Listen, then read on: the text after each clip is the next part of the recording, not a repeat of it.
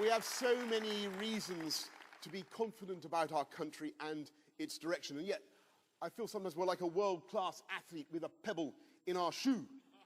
There is one part of the British system that seems to be on the blink.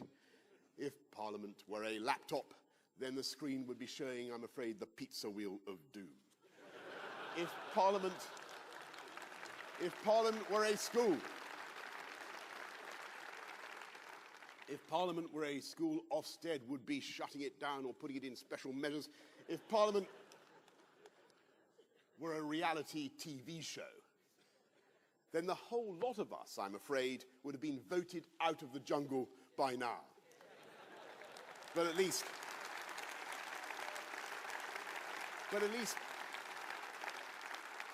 we'd have had the consolation of watching the Speaker being forced to eat a kangaroo testicle.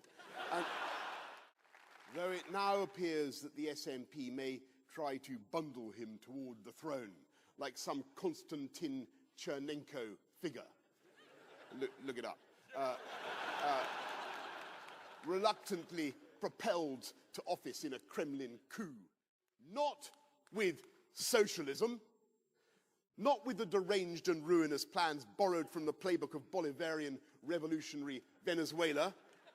I'm a bit of a bus nut. And I confess that I like to make and to paint slightly inexact, very inexact, models of buses with happy passengers inside, delivering virtually unlimited zero-carbon power. Now, I know that they have been on the verge for some time. It's a pretty spacious kind of verge. But I think they tell me now they're really on the verge of the verge. But I remember, but all you skeptics, I remember it was only a few years ago when people were saying that solar power would never work in cloudy old UK. And they said that wind turbines would never pull the skin off a rice pudding, remember that? Extraordinary marine wealth of Scotland, and it's one of the many bizarre features of the SNP, that in spite of being called names like salmon and sturgeon, they are committed to handing back control.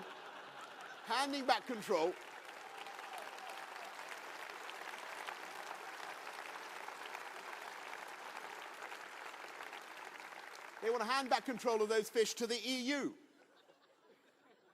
Alistair, we want to turbocharge the Scottish fishing sector. They would allow Brussels to charge for our turbot.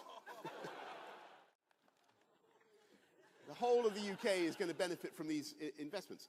And soon we will be sending missions to the heavens, geostationary satellites, which will be, by the way, infrastructure in space will be of huge value to this country. Now, conference, can you think of anyone who could trial the first mission?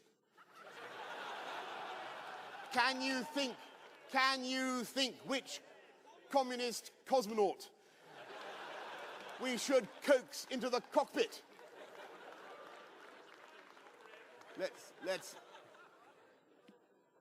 Well, there you go. I've seen an Isle of Wight shipbuilder that exports vast aluminium leisure catamarans to Mexico. We export Jason Donovan CDs to North Korea, would you believe it? And we exported Nigel Farage briefly to America, though he seems to have come back. When the chlorinated chickens finally waddle from the hen coop where they are hiding, that is the vision for the country that we will put to the British people. We have a parliament that is paralysed, blocked, generally incapable of digestive function as an anaconda that has swallowed a tapir. Neither moving one way or the other, if you see what I mean. The whole Brexit delay is holding us all back. It's like a bendy bus. I banned them in London. A bendy bus jackknifed on a yellow box junction. Nobody can get round it. It's blocking the traffic in every direction. And the uncertainty and the delay are bad for the country. Gigabit broadband, 8 years ahead of schedule, sprouting through every orifice, every home, like a kind of very informative vermicelli. I don't know what gigabit broadband is. It's going to be fantastic for our country. We're going to have an infrastructure revolution across the UK. You just whack it in the microwave. I don't know what, well, I'm not very good at cooking, but, you know, Gas Mark IV, it's there. It's ready. It is ready to go. Prick the lid, put it in. The only bit of flotsam of intelligence to have emerged from the Bermuda Triangle of Labour's Brexit policy is that they're preparing, as I think James just said, they're preparing to do a new deal and then campaign against it 6 months later, with all the futility of those suicidal nights in Monty Python. Not a single one. Imagine Act 1, Scene 1 of the Corbyn Premiership when he goes into Brussels and he meets Michel Barnier. And Michel Barnier says, bonjour, Monsieur Corbyn, comment allez-vous? Tell us about the deal you want to do, and who supports your deal? Who supports your plan? Monsieur Starmer, Monsieur MacDonald, Madame Abbott? No? Quoi? It would be farcical. It would be farcical if it were not so catastrophic for this country. You then came out campaigning. You're now going to go back to London to plan a NATO summit, and that's a fairly large multitasking. But that's quite a lot. I know, but we're full of energy. I'm full of energy. Let's get Brexit done, but first, my friends, let's get breakfast done too. Thank you all. Thank you all.